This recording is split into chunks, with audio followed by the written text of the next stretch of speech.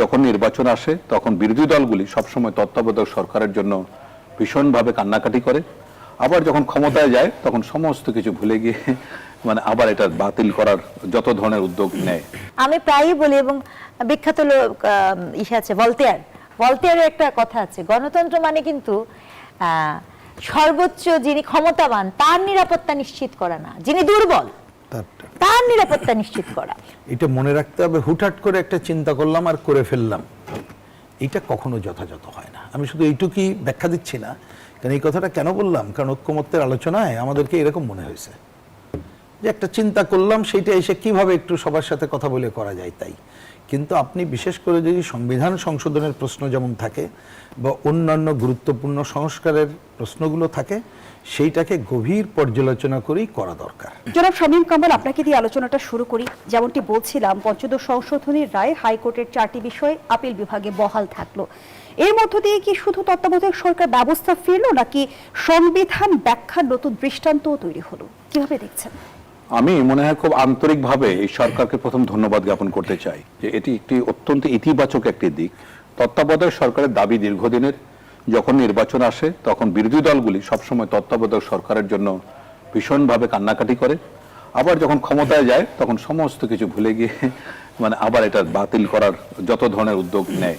তো আমরা এখানে দেখলাম যে সরকার একদম সম্পূর্ণরূপে খুবই মসৃণ একটা জায়গায় রয়েছে, খুবই শক্তিশালী একটা অবস্থানে আছে। আমি শুধু পার্লামেন্টের ব্রুট মেজরিটির কথা বলছি না, সার্বিকভাবে নতুন সরকার, ল্যান্ডস্লাইড ভিক্টরি, বাইরের বিভিন্ন জায়গা থেকে সমর্থন, মানে সবকিছু মিলে সরকার কিন্তু অত্যন্ত সুবিধাজনক একটা অবস্থানে আছে। তারপরে মধ্যপ্রাচ্যে এই যুদ্ধ সংক্রান্ত বিষয়ে বা জ্বালানির যে অনিশ্চয়তা, সেটা কাটিয়ে উঠে বা সেটাকে ম্যানেজ করে এমন একটা জায়গায় আসছে যখন সরকার আসলে সুষ্ঠুভাবে বা সুস্থ মস্তিষ্কে সিদ্ধান্ত নেওয়ার ক্ষমতা রাখে। এমন একটা পরিবেশে যদি তত্ত্বাবধায়ক সরকারকে বহাল রাখার ক্ষেত্রে যদি মানে আপিল বিভাগের রায় আসে, তাহলে সেটাকে অবশ্যই সাধুবাদ জানাতে হবে। যে 4টা বিষয়ে হাইকোর্টের যে অবজারভেশন ছিল, সেই 4টা বিষয়ে মানে এটা মানে রয়ে গেল সংবিধানে। সো এই যেমন আপনার গণভোট, তারপরে লোয়ার কোর্টে রিট করার যে অধিকার, বা সংবিধানের কোনো অংশকে বাদ দিলে এটা সাংবিধানিক রাষ্ট্রবিরোধিতা, এই বিষয়গুলিকে বাদ দিয়ে তত্ত্বাবধায়ক সরকারকে টিকে রাখা হলো। এটা আমি মনে করি এই সরকারের জন্য সবচেয়ে বড় সাফল্য এবং ইতিবাচক দিক হিসেবে দেখছি। কারণ দীর্ঘদিনের বাংলাদেশের যে রাজনৈতিক কালচার, যেটা আমি প্রথমে উল্লেখ করলাম, সেখান থেকে একটা ব্যতিক্রম অবস্থান আমরা দেখতে পেলাম। মানে এই দিন শেষে সাধারণ মানুষ সবাই চায় যে নির্দলীয় নিরপেক্ষ সরকারের অধীনে নির্বাচন হোক, তাতে যে আসবে ক্ষমতায় সেটাকে আমরা ওয়েলকাম করব। সো এই বিষয়টাকে আমি সাধুবাদ জানাই। আপনি প্রথম যে কথা বললেন যে শহর হিসেবে ঢাকার অবস্থান 173-এর মধ্যে 171, তো এটা বিস্মিত হওয়ার কিছু নাই, এটাই অবস্থা। আপনি গতকালকে খেয়াল করেছেন কিনা, আমি আরেকটা দিকে দৃষ্টি, আজকের থেকে ব্যাপারটা ওটা খুবই উদ্বেগজনক। সেটা হচ্ছে এফডিআই, বাংলাদেশে যে এফডিআই ফ্লো, এটা খুবই খুবই মানে নিম্নমানের। এবং আরো অবাক হলাম যখন দেখলাম যে এটা উগান্ডা এবং যুদ্ধ বিধ্বস্ত, প্রচন্ড যুদ্ধ হচ্ছে কঙ্গোতে, সেই কঙ্গোরও নিচে। সো এটা কিন্তু পৃথিবীর কয়েকটা যে তলারি দেশে, আমরা কিন্তু এত বছর ধরে এত রকমারি মনোলোভা চমৎকার চমৎকার কথা শুনছি, সরকারের উন্নয়ন বয়ান, মানে প্রচুর বিনিয়োগ আসছে, উন্নয়নে ভেসে যাচ্ছে, এগুলো যে সব ফাঁপা বুলি ছিল, এটা কিন্তু স্পষ্ট বোঝা গেছে। সো এই বিষয়টা আমি চিন্তা, বাংলাদেশের ইকোনমির সাইজ দেখেন, এটা $501 বিলিয়ন জিডিপি, রাইট? এবং আমাদের থেকে 7 গুণ ছোট হচ্ছে গিয়ে উগান্ডা। সেই উগান্ডারও এফডিআই আমাদের থেকে অনেক বেশি। সুতরাং এটা কিন্তু খুবই উদ্বেগজনক একটা অবস্থা। এবং 2024 থেকে 2025-এ সামান্য বেড়েছে এবং আস্তে আস্তে যদি এখনো $2 বিলিয়ন আসেনি। সো এটা আমার মনে হয় বড় একটা দুশ্চিন্তার কারণ। সার্বিকভাবে এই সরকার এসছে, 100 দিন অতিক্রম করেছে, প্রায় 4 মাসের মতো হলো। এর মধ্যে অনেক কিছু আছে, অনেক কিছু সময়ের স্বল্পতার ভিতরেও সরকার যেভাবে চাচ্ছে বিষয়গুলিকে অর্গানাইজ করার জন্য, সেদিকে এখন দৃষ্টিভঙ্গি আমাদের সরকারকে আমাদের সহযোগিতা করতে হবে, সহযোগিতা করতে চাই। কিন্তু আমি যে জিনিসটাতে নিয়ে খুব চিন্তিত যে এই দেখুন বাজেটটা যে হলো, বাজেটটা সবসময় আমরা একটা কৃতিত্ব নেই, এটা স্মরণকালের সর্ববৃহৎ বাজেট। কোন সরকার কি দেখেছেন যে আগের বাজেটের থেকে ছোট বাজেট দিয়েছে? কোনোদিনই দেয়নি। আমার মনে হয় যে প্রথম যেটা করা উচিত ছিল, পূর্ববর্তী বাজেটটাকে আগে রিভিউ করা উচিত। আপনি যদি পূর্ববর্তী বছরের বাজেটটাকে রিভিউ করেন তাহলে দেখবেন যে 30% 40% বাজেট বা 50% ম্যাক্সিমাম অ্যাটেন্ড করা সম্ভব হয়নি। যদি তাই হয় তাহলে কেন আপনি এরকম একটা লোক দেখানো, মন ভোলানো এরকম একটা রাজনৈতিক বাজেট দিবেন? প্র্যাগম্যাটিক হতে হবে, প্র্যাকটিক্যাল হতে হবে, এটা কিন্তু আমাদের হয় না। দ্বিতীয়ত হলো বিএনপি সরকারের কথা ছিল যে কোনো বড় বড় কোনো প্রজেক্টে যাবে না, বড় বড় কোনো মেগা প্রজেক্টে যাবে না, সম্ভব না। এখানে দেখলাম যে অনেক বড় বড় প্রজেক্ট, যেমন পদ্মা ব্যারেজের মতো প্রজেক্ট, এটা হচ্ছে তিস্তা নিয়ে আলোচনা হচ্ছে, তারপরে দ্বিতীয় পদ্মা সেতু, তৃতীয় মেঘনা সেতু ইত্যাদি ইত্যাদি, মানে অনেক বড়, ঢাকা চট্টগ্রাম এলিভেটেড এক্সপ্রেসওয়ে, এগুলো কিন্তু অনেক বড় বড় প্রজেক্ট, কিন্তু এই টাকা কিন্তু নাই। এখন টাকার জন্য আমরা বাইরে বিভিন্ন জায়গা থেকে, যেমন চীন, মাননীয় প্রধানমন্ত্রী চীন ঘুরে আসলেন, চীন তো টাকা দেওয়ার জন্য এক পায়ের উপরে দাঁড়িয়ে আছে। চীনের এত পরিমাণ টাকা, এবং আমরা যেটা জানি না, পৃথিবীর প্রায় 140টা দেশের সাথে যে সম্পর্ক, বাংলাদেশের কিন্তু একই রকম সম্পর্ক, আমরা বাইরের খবর তো জানি না। তো বিভিন্ন জায়গায় আপনি যান, ঘুরে দেখবেন যে চীন কিন্তু অন্যান্য দেশে এরকম বিনিয়োগ আছে, এরকম কার্যক্রম করছে। কিন্তু এই লোন করে এনে আপনি কোনো সময় বাংলাদেশের কোনো সরকারকে দেখবেন না যে রিজার্ভে হাত দিয়েছে।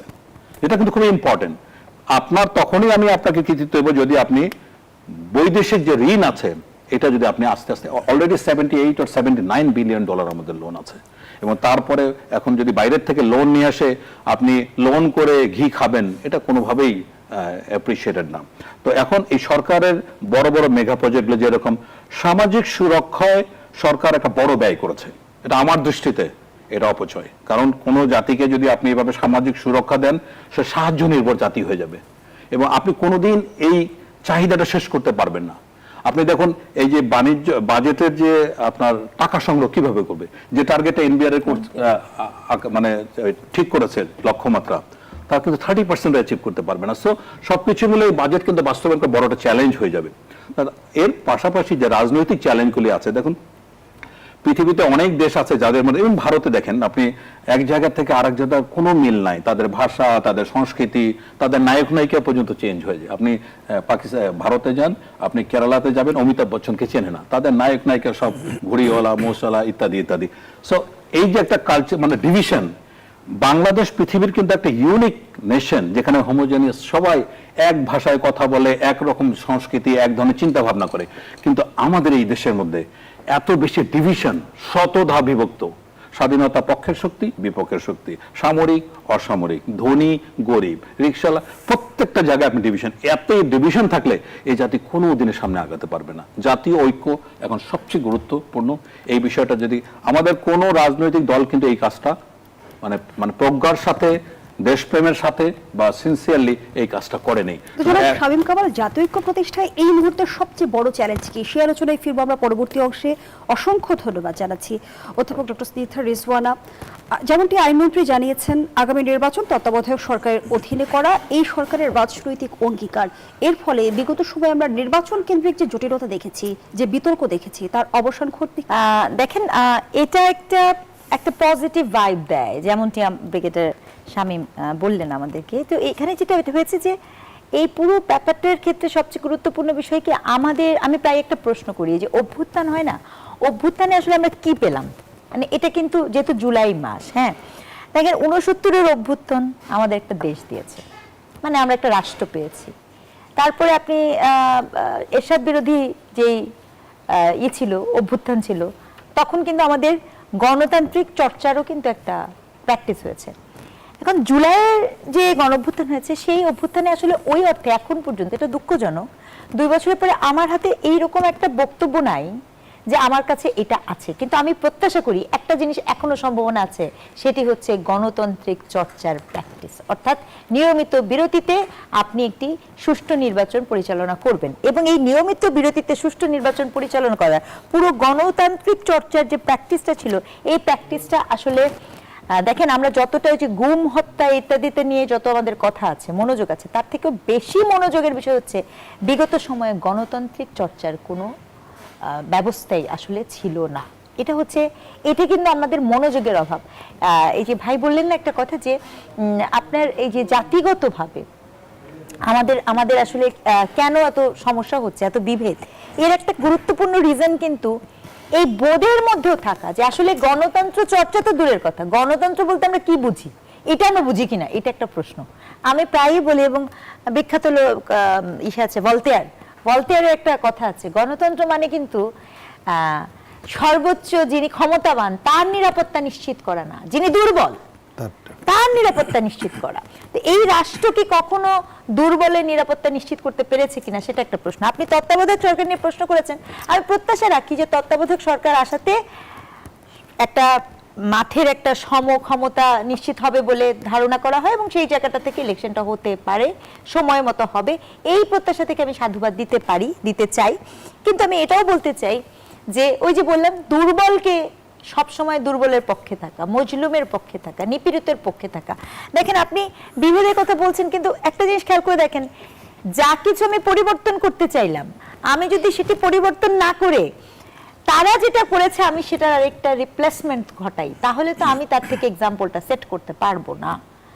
এই জায়গাটাতে আমি ব্যক্তিগতভাবে মনে করি যিনি এখন বর্তমান প্রধানমন্ত্রী আছেন তার অনেক কিছু উদ্যোগকে আমি সাধুবাদ জানাতে চাই।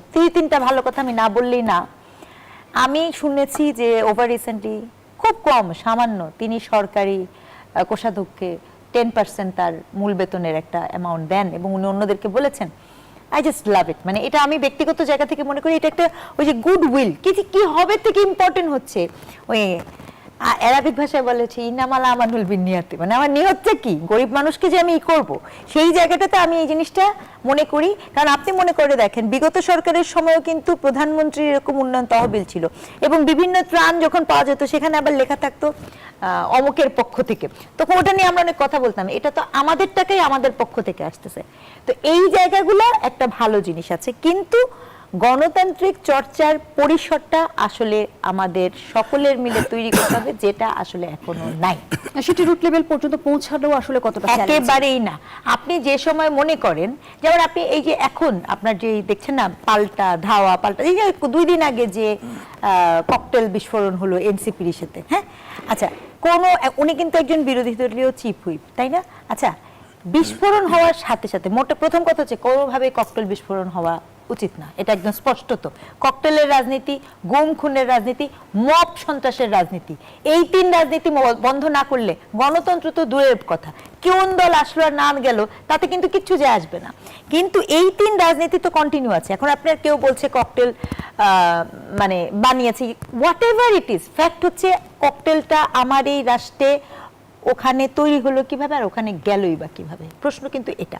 এখন এই ককটেল যখন ফোটানো হয়েছে তখন সাথে সাথে বিরোধী দলের যিনি চিফ হুইপ, উনি কিন্তু এখন আর নাহিদ ইসলাম না, ছাত্র নেতা শুধু না, উনি শুধু উপদেষ্টা না, উনি সাথে সাথে কি বললেন সরকার পক্ষ এটা করেছে।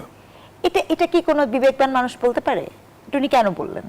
মানে এটা দেশে কি এরকম কোনো পরিস্থিতি এই মুহূর্তে আছে যে সরকার পক্ষের সাথে মানে এনসিপির কোন একটা, আমার দৃষ্টিতে ধরা পড়েনি, আমার বিজ্ঞ দুইজন যদি দেখেন, আমি তো এরকম কিছু দেখিনি, দেখতে পাচ্ছি না, বরঞ্চ জামাতের সাথে আমরা দেখি, কিন্তু এনসিপির ক্ষেত্রে তো আমি আসলে বরঞ্চ অনেক লিবারেল। এটা কি আসলে অতীতের ব্লেম গেমের একটা ধারাবাহিকতা? এক্স্যাক্টলি।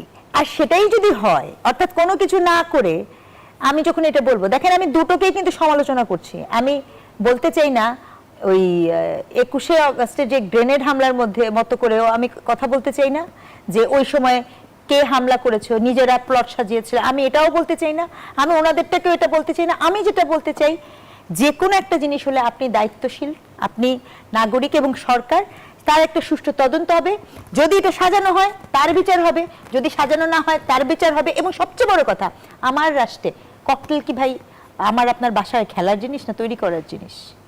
নিশ্চয়ই না।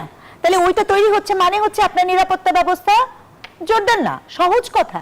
এই অভিযোগ যদি উনি করতেন আমি খুশি হতাম, কিন্তু সেই অভিযোগ না করে আপনি যখন বললেন আপনি করেছেন, পুরো গল্পটা ওই পুরনো দিনের মতো আমার কানের মধ্যে বলেছে যে পুলিশ বলেছে এটা এনসিপি এটার সাথে জড়িত। হ্যাঁ, মানে ওই পুরনো গল্পটাই আবার ফেরত আসলো না। তাহলে আমি নতুন কি এক্সাম্পল সেট করলাম? তো গণতান্ত্রিক চর্চাতে আগে গণতন্ত্রকে বোঝা এবং গণতন্ত্রের প্রতি শ্রদ্ধাশীল থাকা, এটা খুবই জরুরি। গণতান্ত্রিক চর্চাতে কখনোই এমন হতে পারে না যে আমি আপনাকে আক্রমণযোগ্য করে তুলবো, আমি আপনাকে মব করব, আমি আপনাকে মৃত্যুযোগ্য করে তুলবো।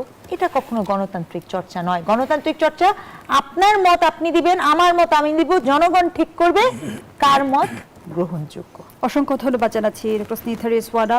জনাব রহিন হোসেন প্রিন্স, আইনমন্ত্রী যেমনটি জানালেন, জুলাই সনদকে প্রাধান্য দিয়ে সংবিধান সংশোধনের মাধ্যমে প্রয়োজনীয় পদক্ষেপ নেওয়া হবে।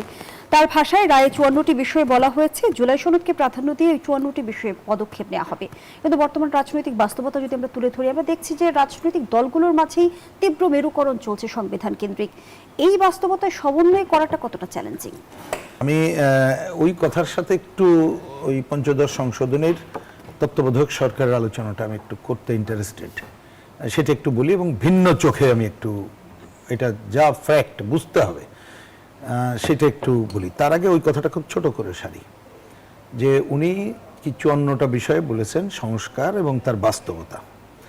এখন অ্যাকচুয়ালি প্রতিটি যে কোনো সংস্কারের বিষয়টা এটা মনে রাখতে হবে হুটহাট করে একটা চিন্তা করলাম আর করে ফেললাম, এটা কখনো যথাযথ হয় না। আমি শুধু এইটুকুই ব্যাখ্যা দিচ্ছি না, কারণ এই কথাটা কেন বললাম, কারণ ঐক্যমত্যের আলোচনায় আমাদেরকে এরকম মনে হয়েছে যে একটা চিন্তা করলাম, সেইটা এসে কিভাবে একটু সবার সাথে কথা বলে করা যায় তাই।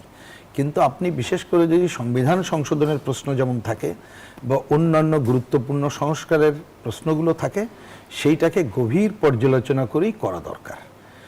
এবার আসি যে এই যে পর্যালোচনা করে করার কথা বলছি, এখানে 4 জন, আমাদের তো ধরেন 4 দল করলে 4 মত।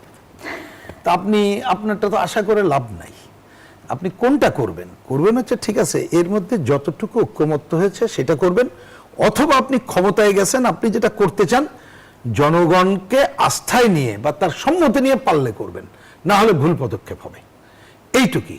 কিন্তু আমি যেটা দেখতে পাচ্ছি যে পাল্টাপাল্টি যেখানে যাচ্ছে, বিশেষ করে আমি সংসদের কথা বলছি, আর বাইরের তো কোনো পরামর্শ কেউ নেন বলে আমার কাছে মনে হয়নি।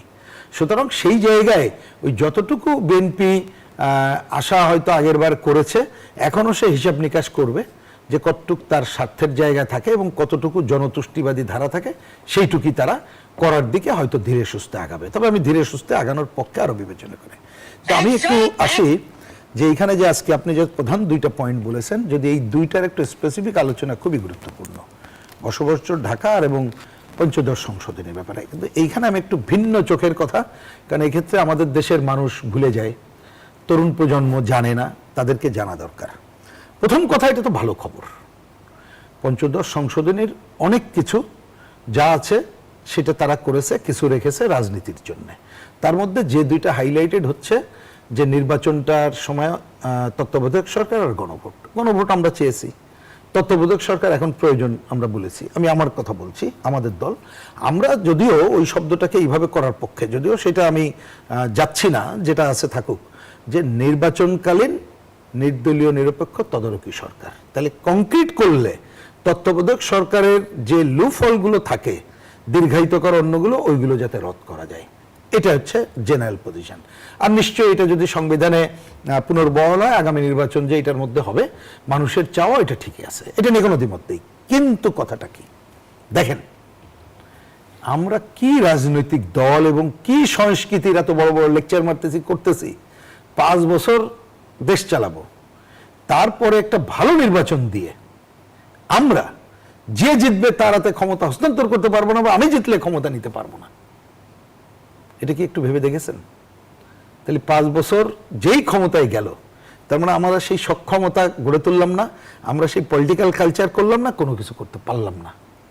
তো এইটা যদি বলেন, এটা কিন্তু কোনো ভালো খবর না। যার জন্য এবার ইতিহাসের দিকে আসি, ওনারা নিশ্চয়ই জানেন 90-এর আগে গণ অভ্যুত্থানের সময় যখন এটা আলোচনা হয়েছিল, তখন অনেকের পক্ষ থেকে, আমি একা বামপন্থী আমার দল বলছি না, আমাদের একটা কি বক্তব্য ছিল আমি সেইটা মনে করিয়ে দিতে সবাইকে। আমরা বলেছিলাম যে এই যে তত্ত্বাবধায়ক সরকার প্রথমে 3 টার্ম রাখেন, এবং 3 টার্মের লক্ষ্যটা কি, 3 টার্মের মধ্যে 3-5-15, এই 3 টার্মের মধ্যে আমরা পলিটিক্যাল কালচার এমন গড়ে তুলি এবং প্রতিষ্ঠানগুলো গড়ে তুলব যাতে করে আমাদের আর এ ধরনের সরকার ব্যবস্থায় যেতে হবে না। তার মানে আপনি যেটা পলিটিক্যাল কালচারের জায়গাটা আপনি অন্যভাবে নিয়ে আসতে পারতেন। কিন্তু কি খবর নিয়ে দেখেন, ওই সময় প্রধান 2 দল তারা কিন্তু কেউ এগ্রি করে নাই, কারণ মনে করছে ক্ষমতায় যাওয়ার পরে আমার মতো করব। কিন্তু পরে আন্দোলন করে তত্ত্বাবধায়ক সরকার আনতে হয়েছিল, আবার যারা আন্দোলন করে নিয়েছিল তারা বাতিল করে দিল। তার মানে রাজনীতিতে যে কোনোভাবে নিজের স্বার্থ, নিজের ক্ষমতা, নির্বাচনকালীন সময় নিজের পজিশনটা রক্ষাই কিন্তু ছিল। তা সেই জায়গা থেকে আজকে তত্ত্বাবধায়ক সরকার ভালো কথা, কিন্তু আমি সকল রাজনৈতিক দল যারা এই প্রধান ভূমিকা পালন করে, আমার দল সহ সবাইকে বলবো, আমরা এই টার্গেট ফিক্স করি। আমি কালকে এটা লিখিত করতে বলছি না, কিন্তু নিজে ঠিক করি আমরা কিভাবে একটা ভালো নির্বাচন যাতে করা যায়, তার জন্য এই পলিটিক্যাল কালচার কিভাবে পরিবর্তন করা যায়, যে খালি আমি ক্ষমতা যে কোনোভাবে সেটা করব না। আরেকটা কাজ, ওই যে ওই কথাটা, বিভিন্ন প্রতিষ্ঠান গড়ে তোলার কাজ করব। আমি ওই আলোচনা না করে যদি বাহাবা হয়ে যাক, এরপরে তো সব নির্বাচন তত্ত্বাবধায়ক সরকারের হবে, আমি ওইদিকে অ্যাটেনশন দিলাম না, তাহলে এটা কোনো ভালো খবর হবে না। শুনে রাখেন, এই তত্ত্বাবধায়ক সরকারের উপরেও এমন নানাভাবে মাতবাড়ি, এমন ধরনের ঘটনাগুলো হয়তো বা ঘটতে পারে যদি ওই কালচার এবং ওই ধরনের প্রতিষ্ঠান গড়ে না তুলতে পারি, তাহলে কিন্তু আপনি কার্যকর ভূমিকা নিতে পারবেন কিন্তু না। জনাব হোসেন প্রিন্স, সুতরাং স্বাধীনতার এই 5 জায়গাটিতে দশক পেরিয়েও কেন আমরা প্রাতিষ্ঠানিক সংস্কারের পথে হাঁটতে পারলাম না? এটা করার ক্ষেত্রে আপনি কাদের কাছ থেকে ভূমিকা আশা করেন, বা আমরা কার কাছ থেকে ভূমিকা আশা করি? প্রধানত যারা শাসকরা থাকে তারা কি ভূমিকা নিচ্ছে, এটাই তো প্রধান ব্যাপার। এখন প্রধান আমরা কথায় হয়তো বলতে পারি জনগণ চাইলে এগুলো বলতে টলতে পারি, কিন্তু জনগণ মানে তো আপনি 7.5 কোটি মানুষ ছিল যখন, বা এখন 18 কোটি একসাথে একটা স্টেডিয়ামে নিয়ে তাদের মত নিয়ে তো আর শাসন করতে পারেন না, নানাভাবে তাদের প্রতিনিধিত্ব হয়, না হলে কেউ জোর করে ক্ষমতা এসে চালায়। তাহলে সেই শাসকরা যদি এই কাজটা করতে চাইতো, তার মানে যেটাকে একটু অন্য শব্দ যদি বলি, নীতিনিষ্ঠ রাজনৈতিক দল যারা নিজেদের ক্ষমতাটা প্রধান স্বার্থ বিবেচনা করবে না, ব্যক্তি গোষ্ঠী স্বার্থ বিবেচনা করবে না, ক্ষমতা স্থায়ী বিবেচনা করবে না, এই ধরনের কাজকে, জনস্বার্থের কাজকেই গুরুত্বতর বিবেচনা করবে, তাহলে তাদের ওই পিরিয়ডটায় অন্ততপক্ষে কাজের সূচনাটা করতে পারত।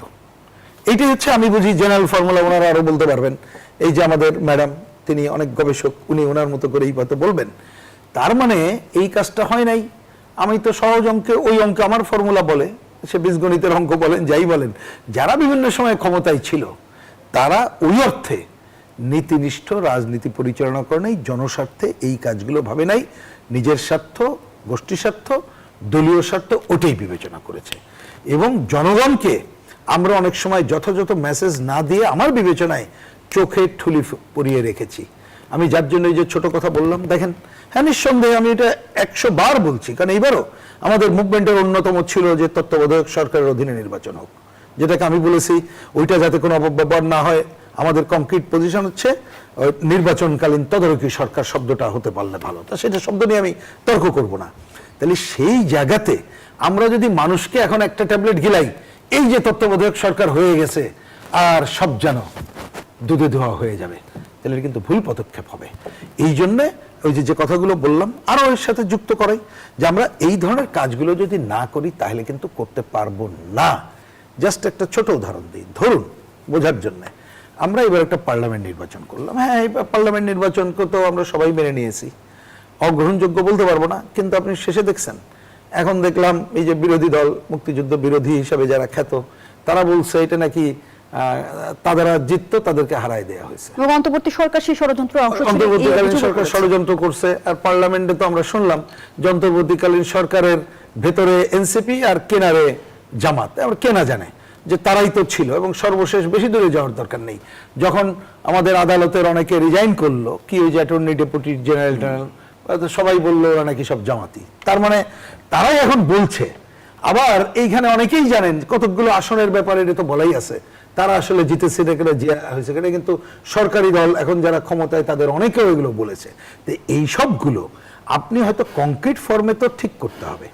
আর একটা কথা আসে, দেখেন এখন স্থানীয় সরকার নির্বাচন আমরা মুখস্থ বলে দেই, আমরা সবাই এই নির্বাচনতে শিক্ষা নিয়ে ওইখানে করিব, করলে তো ভালো। শিক্ষা নিয়ে কোনটা করব? যে কোনোভাবে জিতে আসা, নাকি ওইখানে জনগণের পাওয়ার করার জন্য আমি ওইখানে ভূমিকা পালন করব? কিন্তু সেইটা করতে গেলে ওই যদি বলেন, মুখে বললে তো হবে না। আমরা যেটা মনে করি, কালচার একদিনে পরিবর্তন হবে না যদি ওই রকম নির্দিষ্ট না পাই। তাহলে ন্যূনতম আপনি যে এমপি সাহেবদের কাছ থেকে ক্ষমতা তারা ওইখানে কক্ষিগত করবে না, স্থানীয় সরকার তার মতো দায়িত্ব পালন করবে দক্ষ দুর্নীতিমুক্তভাবে। কই সে আলোচনা তো তুললেন না। নির্বাচন ব্যবস্থা এবারও তো দেখা গেল টাকা সহ অন্যের খেলাটেলা আমরা কেনা জানি। তাহলে সেইটা দূর করার জন্য স্থানীয় নির্বাচনের আগে তো ওই সংস্কারের আলোচনা কি হলো? এখনো হলো না। তার মানে এটা হয়ে গেলেই হয়ে যেত তা না, কিন্তু এটাও সূচনা করলে আমরা কতকগুলো হয়তো একটা আলোর রেখা দেখার সুযোগ পেতাম, কিন্তু সেইটাও তো আমি করলাম না। অসংখ্য ধন্যবাদ সুতরাং জানাচ্ছি এইগুলো না ডক্টর করে প্রিন্স। আমরা যদি শুধু প্রত্যাশা করতে থাকি তাহলে খুব ছোট্ট ভাষায় বললে হতাশই হবেন, আর কেন হলো না কথা বলবো আমরা, কিন্তু এটা বাস্তব পথ খুঁজে পাবো না। ধন্যবাদ জানাচ্ছি ডক্টর স্নিগ্ধা রিজওয়ানা। 24-এর গণঅভ্যুত্থান আমাদের পরিবর্তনের একটা সুযোগ দিয়েছিল, সেই সুযোগ আমরা কতটা কাজে লাগাতে পারলাম, নাকি গণঅভ্যুত্থান শুধুমাত্র রাজনৈতিক বৈধতা আদায়ের এক ধরনের প্রতিযোগিতায় পরিণত হলো? আপনি আমাকে একটা মন খারাপ করার প্রশ্ন জিজ্ঞেস করেছেন, বুঝতে পেরেছেন?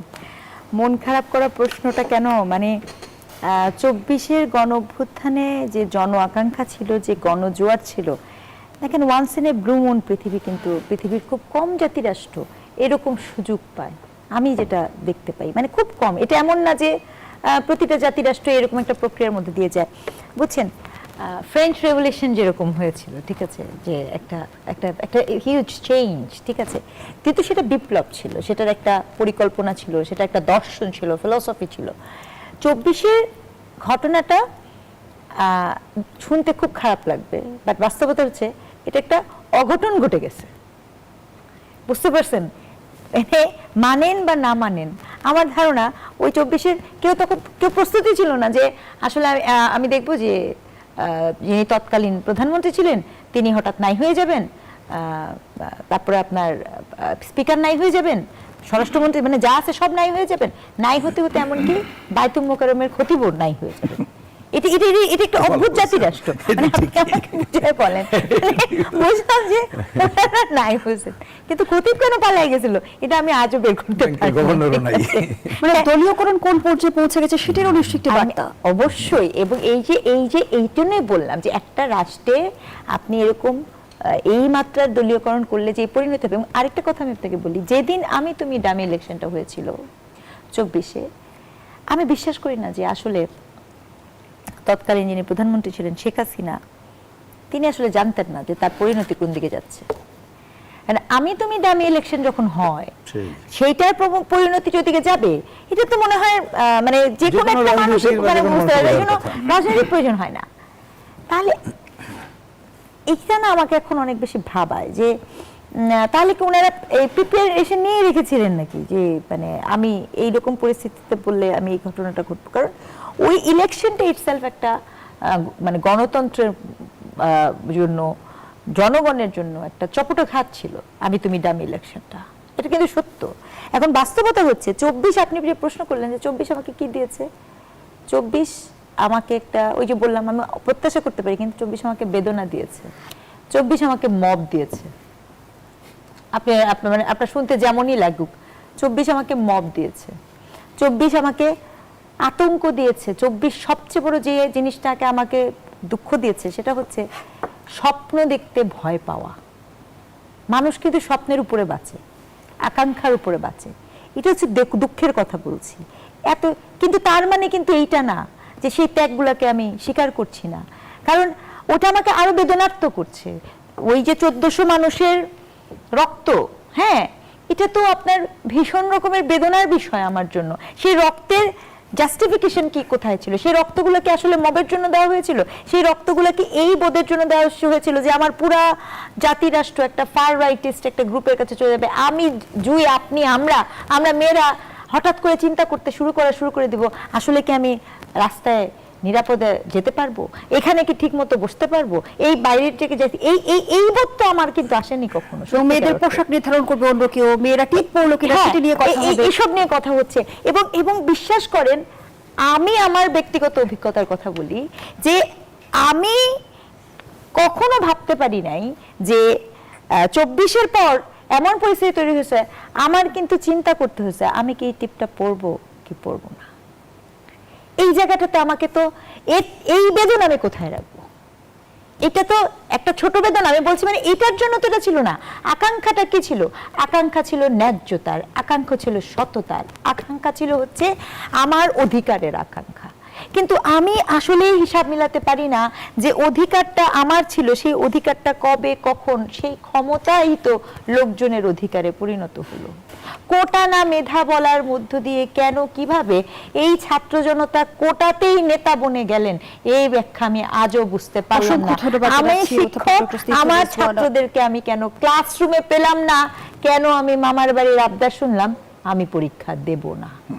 এটা ধন্যবাদ জানাচ্ছি জনাব শামীম কামাল। যে বাস্তবতা ডক্টর স্নিগ্ধা রেজওয়ানা তুলে ধরেছে, তার জন্য কি কোনোভাবে 24 দায়ী, নাকি একটি সুবিধাবাদী পক্ষ 24কে ভর করে ভিন্ন বাস্তবতা তৈরির এক ধরনের নীল নকশা তৈরি করেছিল? না দেখুন, আপনার কোনো সময় যদি মানে উপলক্ষ লক্ষ্যকে ছাড়িয়ে যায় তাহলে কিন্তু সেখানে গন্তব্যে পৌঁছা যাবে না।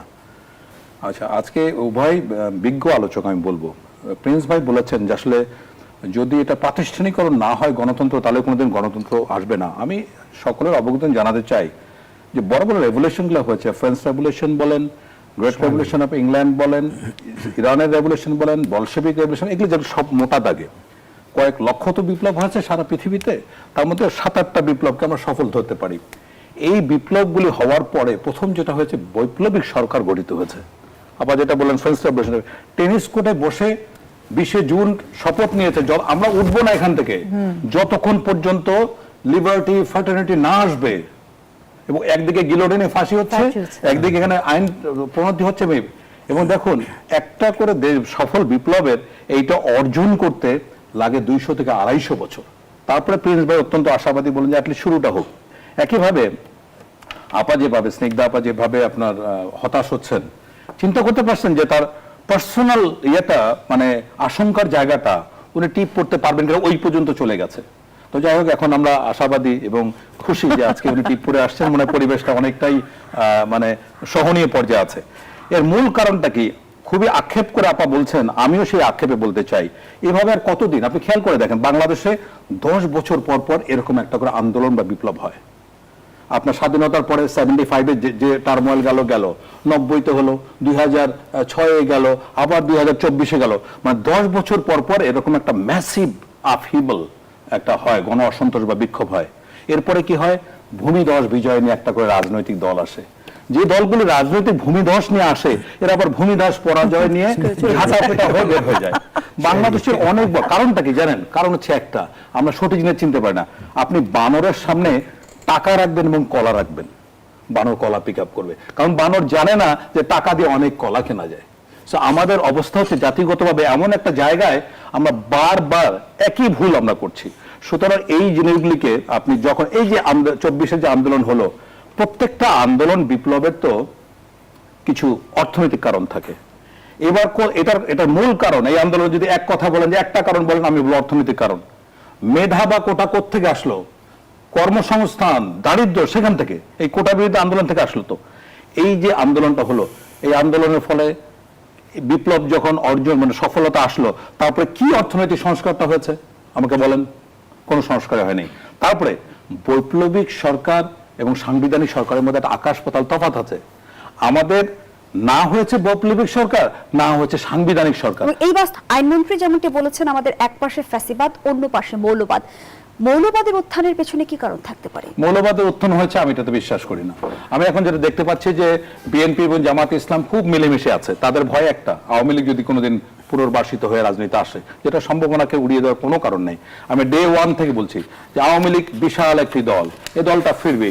আপনারা স্বৈরাচার শেখ হাসিনা সহ হাজার হাজার স্বৈরাচার অপরাধীর কোনো বিচার করতে পারলেন না, কিন্তু নিরীহ মানুষকে অনেকে কষ্ট দিয়ে যাচ্ছেন। সুতরাং আওয়ামী লীগ যখন যদি কোনোদিন ফিরে, তাহলে তো তখন তো যৌথভাবে প্রতিরক্ষার ব্যবস্থা করতে হবে বিএনপি এবং জামাত ইসলামকে।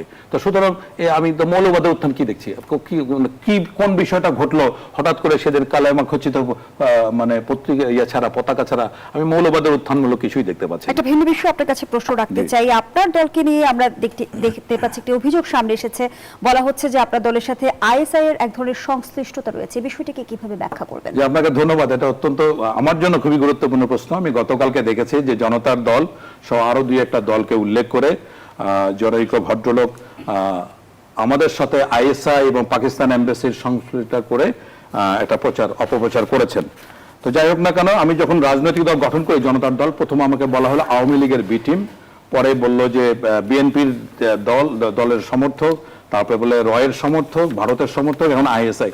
আমার আসলে অনেক ধরনের পরিচয় বাই দিস টাইম মানে এস্টাবলিশ হয়েছে। তবে ওই ভদ্রলোককে আমি মারাত্মকভাবে ধন্যবাদ জ্ঞাপন করি, কারণ আমরা দলীয়গতভাবে এটা আলোচনা করছিলাম, কোনোভাবে আমাদের দলের প্রচার প্রসার হচ্ছিল না। এই ভদ্রলোক যে আমাকে এত উপকার করবে, এই জন্য আমি ওনার কাছে কৃতজ্ঞতা জানাই। আমি সুস্পষ্টভাবে বলতে চাই, জনতার দল আমরা 1 টাকার কোনো অবৈধ পয়সা আমাদের দলে প্রবেশ করতে দেইনি। আমাদের দলের ফান্ডে ছিল মাত্র 11,000 টাকা, এবং আমরা এককভাবে নির্বাচন করেছি। অনেক লোভ, অনেক অফার দেশে বিদেশে থেকে আমরা মারিয়ে এককভাবে নির্বাচন করেছি। আমরা বলেছি আমরা অবসরপ্রাপ্ত সামরিক বাহিনীর অফিসারদের নেতৃত্বে একটা দল। আমরা জন এফ কেনেডির একটা কথা আমরা স্বীকার করি, ask not what country has given to you, ask what you have given. আমরা মনে করি এই গরিব দেশ আমাদের অনেক দিয়েছে, আমাদের অনেক কিছু দেওয়ার আছে, এবং আমরা এতদিন অস্ত্র নিয়ে যুদ্ধ করেছি, এখন আমাদের প্রতীক হচ্ছে কলম, আমরা কলম নিয়ে যুদ্ধ করতে চাই। আমরা আমাদের নেতৃত্বের ক্ষেত্রে আমাদের পরবর্তী টার্গেট হচ্ছে, আমাদের জনতার দলের মূল উদ্দেশ্য হচ্ছে পরবর্তী প্রজন্ম। প্রত্যেক বছর বাংলাদেশে 5 থেকে 7 লক্ষ বেকার শিক্ষিত যুবক হচ্ছে। কারো কোনো খবর আছে? কেউ বলতে পারবে সমাধান কি? আমরা বলেছি কোন ঐতিহাসিক মীমাংসিত সত্যের ব্যাপারে আমরা আর কোনো বিতর্কে যেতে চাইব না, আমরা পিছনে তাকাতে চাই না। আমরা এই কারণে এককভাবে নির্বাচন করেছি, এবং যদি কোনোদিন জনতার দল সম্পর্কে কোনো অনৈতিকতা, কোনো দলের লেজুর ভিত্তি, কোনো সংস্থা লেজুর ভিত্তির প্রমাণ কেউ করতে পারে, আমি রাজনীতি ছেড়ে দেব। অসংখ্য ধন্যবাদ জানাচ্ছি জনাব শামীম কামাল। এত বড় দৃঢ়তা নিয়ে যদি কথা বলে কেউ সাহস থাকে, তা আমার সামনে আসে। ধন্যবাদ জানাচ্ছি। অধ্যাপক ডক্টর স্নিগ্ধা রিজওয়ানা, যেমনটি শামীম কামাল বলছিল, বর্তমান বাস্তবতায় সরকার আর বিরোধী দল মিলেমিশে একাকার, এই অভিযোগটা কিন্তু বিগত সময় আমরা শুনেছি। বাস্তবতাটা আসলে কি? আচ্ছা, বাস্তবতা হচ্ছে ব্রাজিল আর আর্জেন্টিনার খেলা সবসময় ব্রাজিল আর আর্জেন্টিনার হয়, বুঝতে পেরেছেন?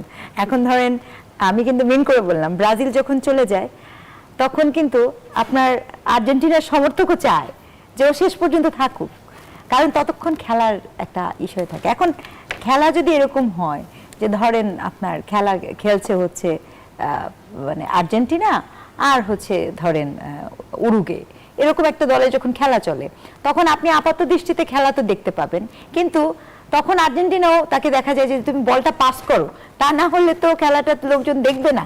বিশ্বকাপ ফাইনাল চলছে, বুঝতে পেরেছেন? এই কথাটা আমি এই জন্য বললাম, যত যাই বলেন, আগে যেরকম মাঠের দল ছিল, মানে সংসদের দল বিএনপি ছিল না, কিন্তু আওয়ামী লীগ জানতো যে আসলে তার বিরোধী দল কে, সে জানতো যে তার বিরোধী দলটা হচ্ছে বাইরে।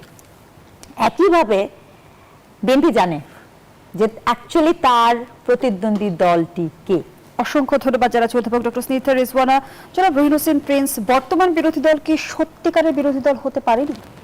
না, আমি প্রথমে এই শব্দগুলোটাই নিজে বুঝতে পারি না, আমি সত্যিকারের বিরোধী দল বলতে কি মিন করেন, কারণ কারা আছে তাদের উপরে নির্ভর করে। আমি যদি বুঝে থাকি সত্যিকারে হয়তো এইভাবে মনে করে যে ক্ষমতায় আছে তার সাথে নীতিগতভাবে বিরোধিতাকারী দল যদি থাকে, তাহলে আপনি দেখবেন যে সে নীতিগত বিরোধিতার কথাটা স্পষ্ট করে বলছে। সেটা জনস্বার্থ কতটুক আছে না আছে সেটা পরে গেলাম। তা আপনি এইবারের যারা আছে তাদের সাথে কোন নীতিতে বিশেষ পার্থক্য আমাকে বলেন তো? এক সময় তো এরা একসাথে ছিল, প্রধানত ইকোনমির যে জায়গাটা, মুক্তবাজারের নামে যে ধারা, সেইটাই তারা জায়গাগুলোতে যাচ্ছে। সুতরাং এইগুলোর মধ্যে ঐক্যটাই বেশি। একদিকে ঐক্যের বার্তা আপনি যেমনটি দেখতে পাচ্ছেন, আবার আমরা তেমনও দেখতে পাচ্ছি যে বিরোধী দলীয় নেতা কখনো সরকারি বিরোধী প্রতারণার অভিযোগ কখনো বলছেন একটি ঝাঁকুনি যথেষ্ট, কখনো আবার অনিবার্য বিপ্লবের কথা। আমার পয়েন্ট অন্য জায়গায়। যদি ধরেন, আমাকে যদি বলেন, ধরেন এই যে মার্কিনের সাথে একটা বাণিজ্য চুক্তি হলো, কোনো কথা শুনেছেন বিরোধী দলের কাছে? সরকারি দল এবং বিরোধী দল, আমাকে বলেন। না, সংসদে বিরোধী দল হচ্ছে রবিন ফারহানা, মানে তাও তাকে বলতে দেওয়া হলো না।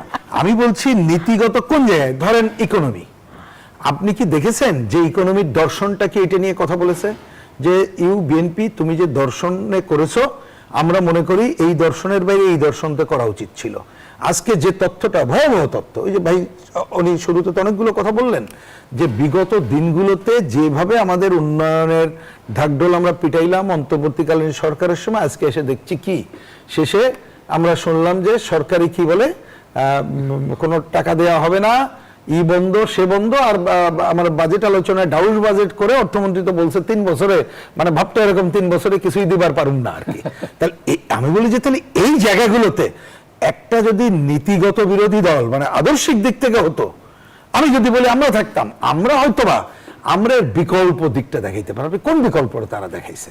সুতরাং সেই অর্থে আসলে নীতিগত কোনো বিরোধিতা নাই, কিন্তু যেটা দেখতে পাচ্ছি কিভাবে কাকে ঘায়েল করা যায়, কোন পপুলিস্টিক পজিশন দিয়ে, সেটাই বলছে। যুক্তি তর্ক আছে কি নাই সেটা প্রধানত নাই, অসংখ্য ধন্যবাদ কিন্তু জানাচ্ছি মানুষ যদি ডক্টর প্রকৃত বিরোধী দল চায়, ডক্টর স্নিগ্ধা এটা রেজওয়ানা, দর্শন জনাব